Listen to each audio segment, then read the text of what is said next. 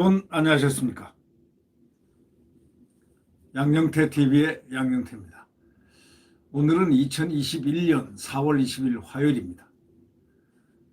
윤석열 총장에게 대여봐가지고 어차피 답은 이성윤이다.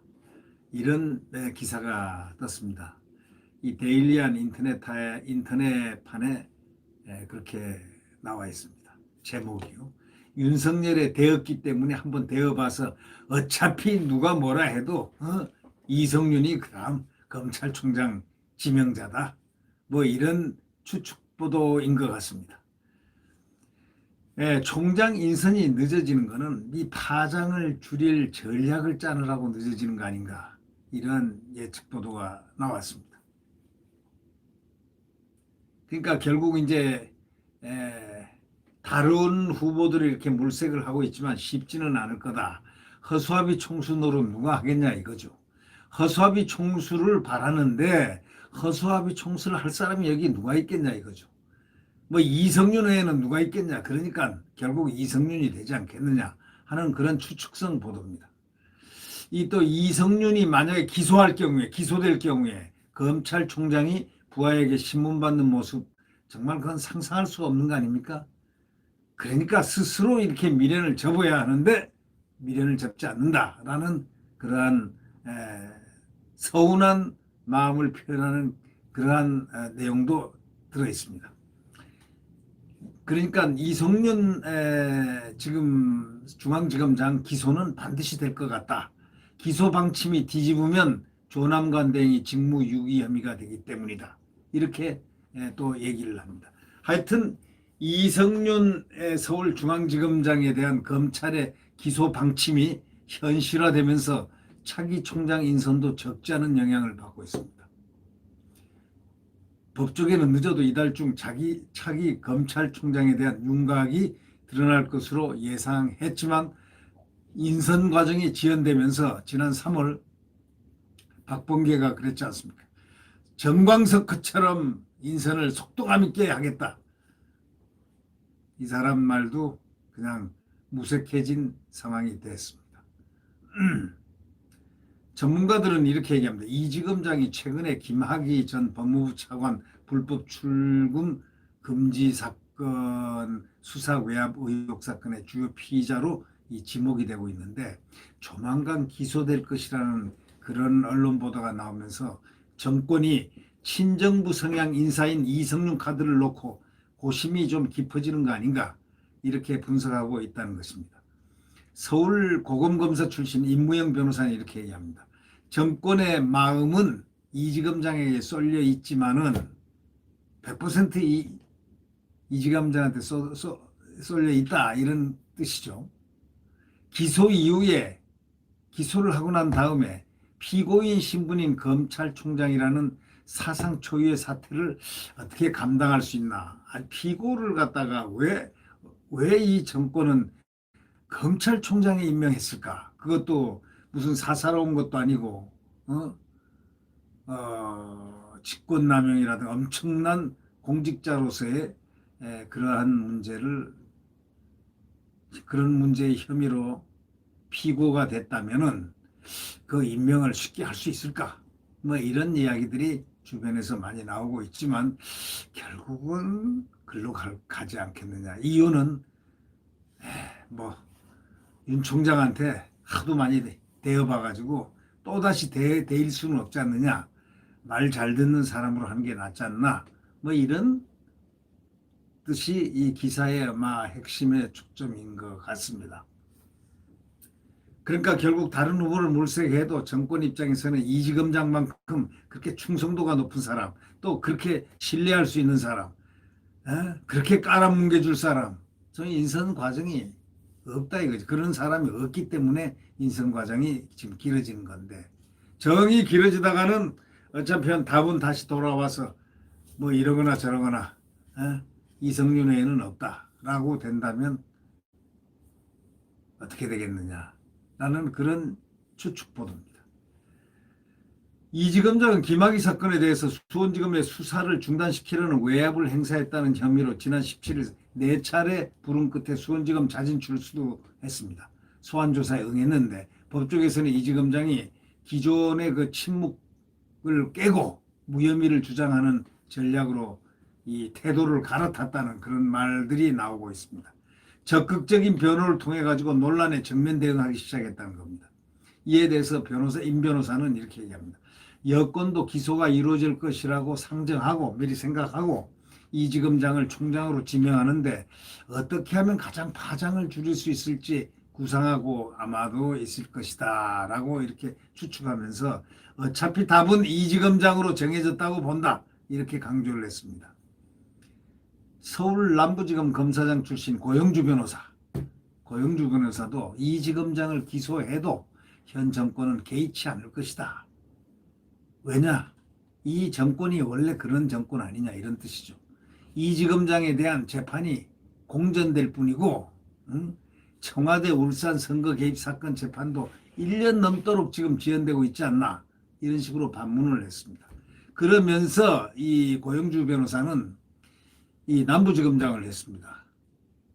이미 윤석열 전 검찰총장에게 크게 불의된 격이기 때문에 되었던 현 정권으로서는 의외의 반전카드는 생각하고 싶지도 않을 거다 이런 얘기입니다. 반전카드적 아예 생각하고 싶지도 않을 것이다 라고 이렇게 전망을 했습니다. 그런가 하면 일각에서는 이지검장의 기소 여부와 관계없이 검찰총장 후보로서 명운을 다했다는 의견을 제시한 경우도 있습니다. 광주지검 순천지청장 출신 김종민 변호사는 검찰총장의 첫 번째 요건은 검찰 전체를 이끌 수 있는 리더십 그렇게 얘기하면서 그런데 이지검장은 지난해 윤 총장에 대한 징계 국면에서 휘하에 있는 서울중앙지검 검사들로부터까지도 용퇴를 건의받았을 정도인데 이게 되겠느냐. 이런 과거가 있는 이지검장을 검찰총장에 앉힌다는 것은 상식에 벗어난 일이다라고 지적했습니다. 그러나 상식이 여태까지 통했던 정부입니까? 상식이 통했던 인사였습니까? 그게 아니라고 한다면 고영주 변호사의 말이 맞을 듯도 싶습니다. 고영주 변호사는 이미 불에 훅 됐기 때문에 불에 된 거나 이 윤석열 총장으로부터 불에 됐다고 생각하는 이렇게 이 정권이 과연 이지검장 말고 누구를 안 치겠느냐. 아예 그냥 이지검장을 기소해봐야 현 정권은 개의치도 않을 것이다. 그 말이 맞을 듯 싶습니다. 이 지검장에 대한 재판이 계속 코드 재판장이 만약에 된다면 재판을 계속 공전시킬 거 아닙니까? 뭐 1년도 끌 수 있고 2년도 끌 수 있고 청와대 울산 선거 개입 사건 재판도 1년 넘도록 지연되고 있지 않습니까? 김미리 판사가 하는 거예요. 청와대 울산 선거 개입 사건 재판도 1년 넘도록 단 한 번도 공판을 안 했다는 거 아닙니까? 깔아뭉갠다고. 근데 김미리 판사는 듣는 바에 의하면 아파서 뭐 병가를 내고 3개월 휴직을 했다는 그런 설이 있습니다. 그러니 이 재판은 이제는 다른 사람이 또 맡겠죠. 네. 그런데 이 본안으로 들어가서 이미 윤석열 전 검찰총장에게 크게 불에대었던 그런 현 정권으로서는 의회의 반전카드는 아예 생각하고 싶지도 않고 그냥 편안한 기소가 됐든 뭐 했든 간에 이성윤을 총장으로 임명할 가능성도 있다라고 얘기하는 그 전망이 어쩌면 맞을성 싶은 그런 느낌. 그 비정상을 받아들여야 되는 그런 인식들. 이것이 오늘날 상식에 반하는 일이라는 그런 거 아니겠습니까? 또한 이지검장이 돌연 검찰 조사를 받는 데 대해서도 지난 주말에 입장을 밝혀가지고 자신의 사건을 고위공직자 범죄수사처에 재이첩해달라 했는데 그 건이 이지검장의 희망사항일 뿐이라면서 현직 검찰총장이 법정에 나가서 부하검사로부터 신문받는 모습 등 상상할 수 없는 일이기 때문에 이지검장 본인부터 미련을 접어라. 접는 게 좋을 거라고 이렇게 덧붙이는 그러한 분도 계십니다. 그러니까 결국 뭐냐? 서울중앙지검 검사 출신 박인환 변호사도 이렇게 얘기합니다. 이지검장은 김학의 사건에 연루되면서 지우기 힘든 흠결이 생겼다고 이렇게 딱 지적했습니다. 박 장관은 언론에 인선 고민을 하는 것처럼 보이지만은 실제로는 다른 후보를 찾고 있는 것이다. 이렇게 추측하면서 검찰 수사권까지 빼앗으려는 현 정권의 기조에서 허수아비 총수 노릇하겠다고 선뜻 나서는 검사들이 누가 있겠느냐 이거죠. 검찰총장이. 그래서 물색하는데 시간이 이렇게 지체되는 거 아닌가 이렇게 주장을 했습니다. 한편 법조계 인사들은요. 이지검장에 대해서 반드시 기소가 이루어질 것이다 라고 입을 모으고 있습니다. 이 상황에서 기소 방침을 만약에 뒤집으면은 조남관 검찰총장 직무대행이 직무유기 혐의를 받는 데다가 이로 인한 실이 전혀 없다는 바로 그런 이유에서입니다. 임무영 변호사는 그럽니다. 조 직무대행이 부담감을 느낄지도는 몰라도 일단 언론을 통해 알려진 이상 이지검장의 거취와 상관없이 기소를 밀어붙일 것이다 라면서 여기서 말을 뒤집으면 조 직무대행은 권력의 눈치를 봤다며 크게 다칠 수밖에 없다 이렇게 말했습니다.